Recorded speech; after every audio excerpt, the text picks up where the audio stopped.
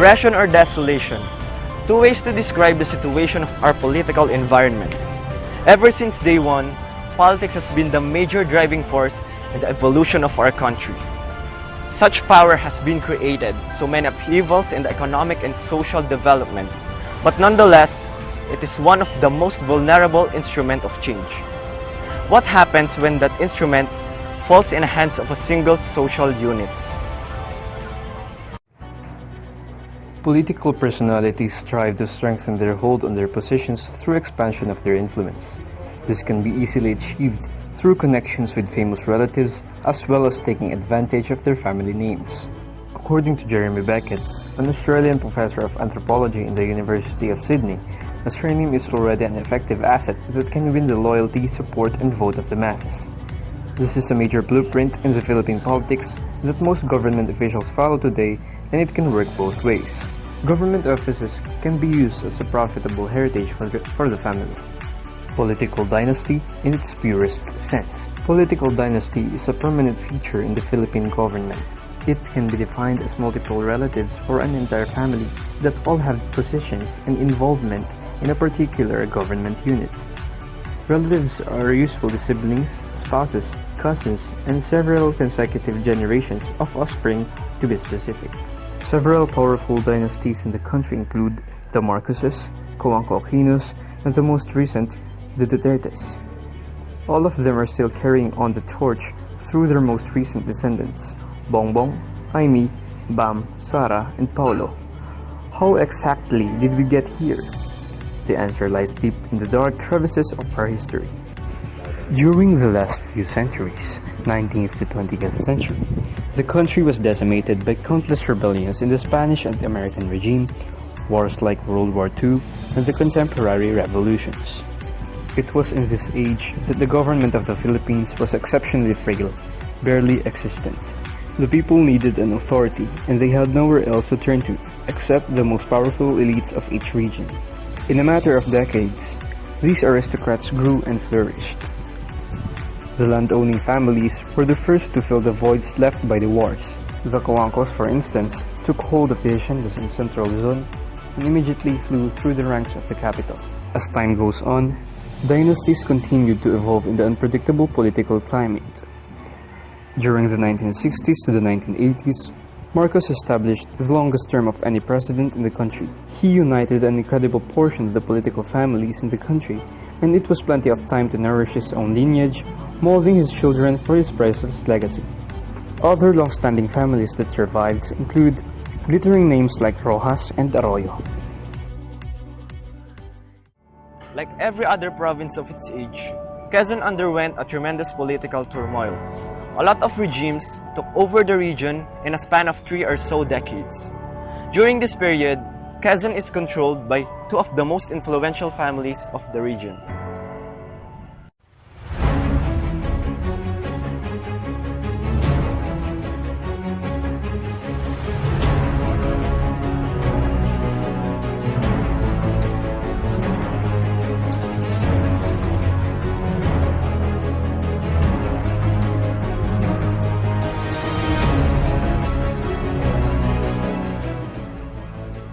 So now we are here at the Quezon Provincial Library to gather more information. So let's go.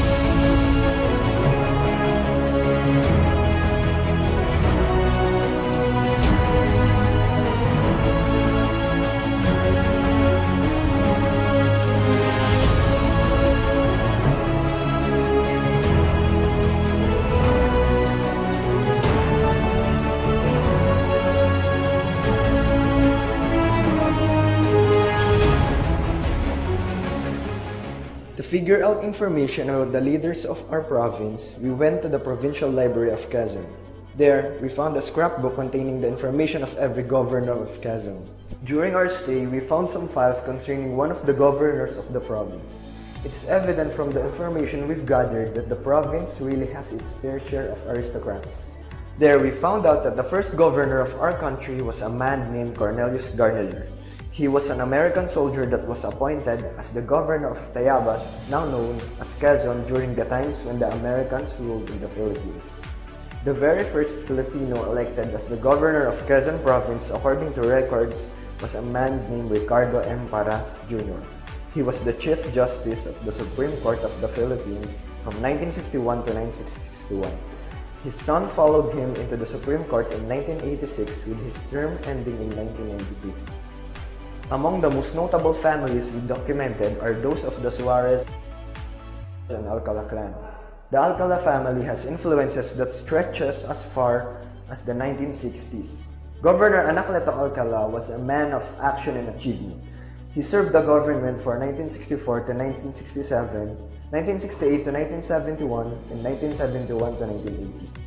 He made history getting elected as the youngest governor. In 1967, he was elected with the biggest margin in political records. He became the longest-serving governor, and it became the start of the family's governance over the province.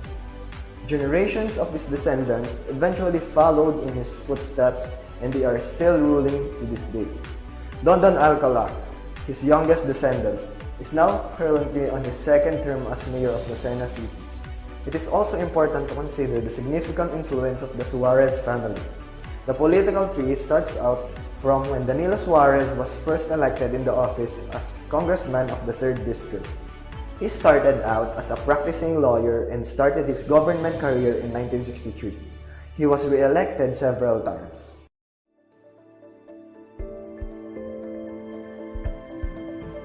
So, may idea po ba kayo tungkol sa political dynasty? Oo naman. Oo. Yan ay maliit high school pa lang ako. Simula na pag-aralan niya sa nakakalik-malik or sa mga pabalita sa palik-malik. Nakikinig na natin. Kahit na kayo. Created natin. So, next question po. Ano po sa tingin niyo ang mga epekto ng political dynasty? Pabor po ba kayo dito o hindi? Ano ba political dynasty? Ito yung mga magkakamag-anak na nakaligtas sa politika. Sakali pinakamababang sa political natin sa barangay, tapos ay sa bayan, munisipyo, tapos ay sa probinsya, tapos ay sa bansa. So yun, so magkakamag-anak sila hanggang first degree, second degree, third degree, bilas, pindos, etc. Anong epekto? Siyempre, kung lahat ay natutuon sa posisyon ng magkakamag-anak, ano sa palagay niya, di ba magkakaroon ng kung ayaw ni pinaka-matriarchs nila, ayaw na rin yung nasa sa baba. Siyempre, in decision making, siyempre may ramay kasi pag sinabi ng malagawa, hindi pwede. Pero alam mo naman na maraming kaya lang ayaw niya, maraming mga ginagawa ayaw niya. So, medyo may epekto talaga. So, pangatlong tanong po ay, mayroon po ba kayong naging karanasan na tungkol sa sunod-sunod na mga pamilyang politiko? No comment. Thank you po. Okay na? Ako.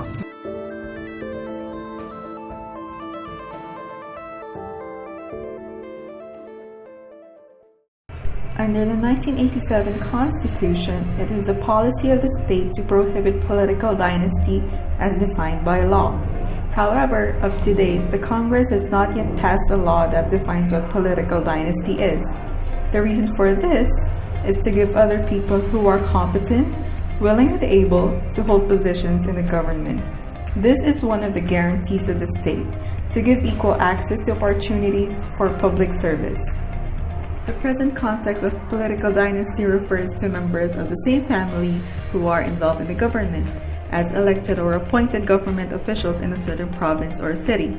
But just the same, no law has been approved to define what political dynasty in the Philippines is.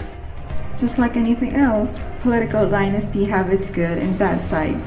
The good side is, in the event that another member of the family will be elected or appointed to the same position, the new elected or appointed member of the family can easily continue the projects of the former elected or appointed member of the family.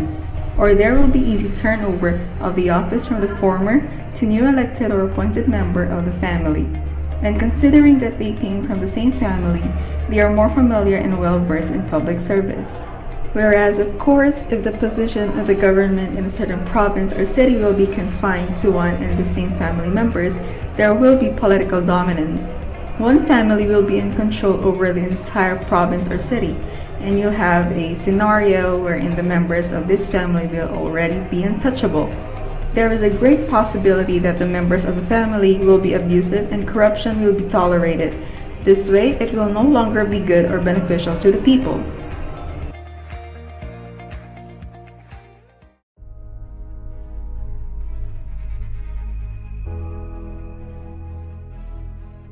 So now we are here at the entrance of Talipan National High School where inside we're going to meet Mr. Rod De Castro. So let's go.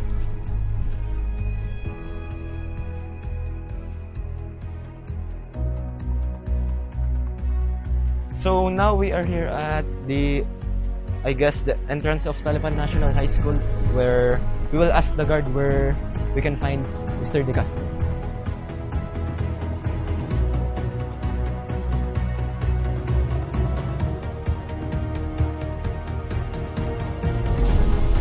So now we are here at outside the faculty and we're going to meet Mr. De Castro for the interview.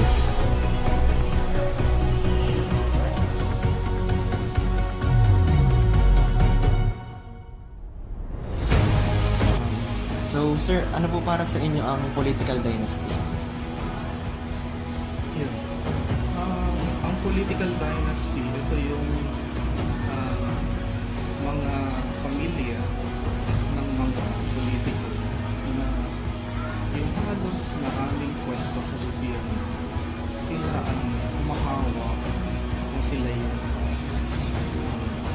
mga nagiging elected leaders ng ating bansa, ng ating lalawigan.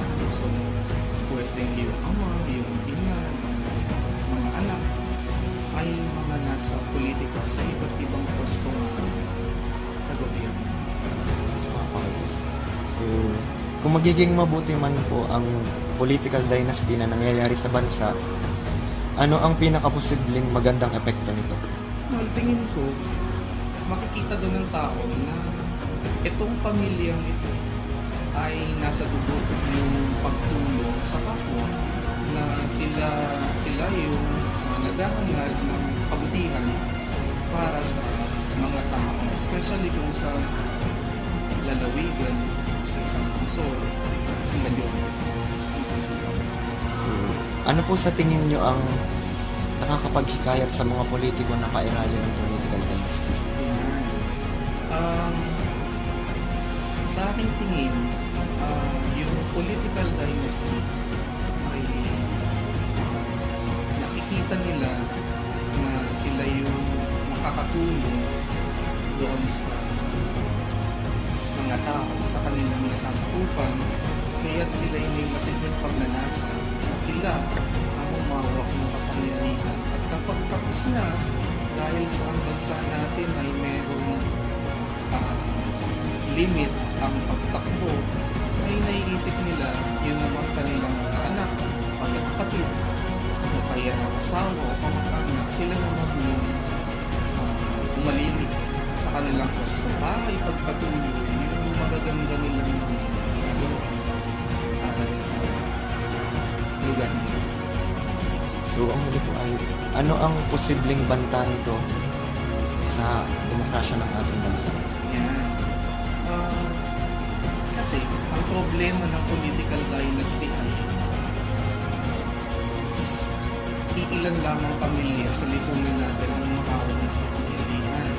Nakabaligtaran kapag pinag-iusapan ng demokrasya na kung saan sinasabi naman ng saligang batas na lahat ay may pagkakataon maging pinuno sa ating bansa. Kaya nga napakadali lamang ng mga qualifications ng Pangulo, ng pangalawang Pangulo, ng mga senador at saka ng mga kongresista so that lahat ay may equal opportunities to run for these positions. Nga lang, kahit ganun lang kasimple yung mga kailangan, yung mga pamilya, sila'y naghahangad, so pasa-pasa lamang. So in the end, nadedefeat ang purpose ng demokrasya kasi iilan lamang na pamilya ito na humahawak ng pwesto. So yun lang po, sir. Salamat po. Why do even these government officials pursue political dynasties anyway? Is it for their own good? For their own benefit? According to such research conducted, it's usually because of the control and power that they will be able to own. Sometimes, these politicians affiliated in this kind of dynasties never really wanted one to dominate in the field of politics because they would just get a bad image due to the ongoing graft and corruption in the country. Plus, if we continuously look at statistics, there was a time in which 178 dominant political dynasties were elected during the 2010 Philippine elections. Yet, according to Article 2, Section 26 of the 1987, it states that the state shall guarantee equal access to opportunities for public service and prohibit political dynasties as may be defined by the law. An example of this is when two politicians compete for the presidential spot. One independent presidential nominee who holds the bright future that will be gradually implemented in the country.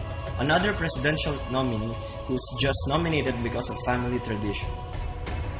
There will be less chances for the independent presidential nominee to win just because of an ongoing tradition in the field of politics.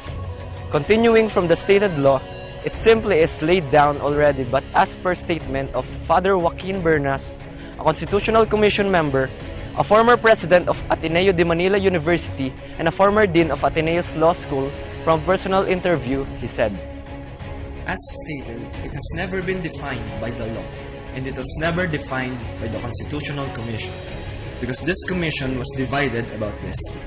They don't want to do it themselves. It simply shows the inequality in the field of the Philippine politics. Since power and money combined is one of the most powerful tools nowadays in this industry, it is utilized by most politicians. Not only are the politicians involved, but also the common people. The ones who are being elected, they are voted by the people because they know and believe that they'll be implementing more acts in order for them to be helped. Well, that's what they continue to believe. There's nothing wrong though, because that should what they think. A mere example is when the EDSA people know that the Aquinos are concrete examples of politicians that serve what's the best for the country. They brought democracy for the people and country, and that is what the people wanted. This leads to the conclusions that people are truly powerful. People could elect someone else, someone who is not a part of the family, but the fact that they did not, though they had the capacity to do so, suggests that, like the current governance, they are willing to elect this official in office and give him or her another term, for they believe that he or she has the capacity to do what is best. Political dynasties truly look our world by storm. Some say it is good for our country. Some say it is not. Some also think that there is no such thing as political dynasties. Some say that there are. This experience made an impact in our lives because now we have a clear understanding about the true nature of a political dynasty and how it works. It is there because we decided that it should be there, and it works because we made it work. And for it to be gone, we should also be the one responsible for its disappearance.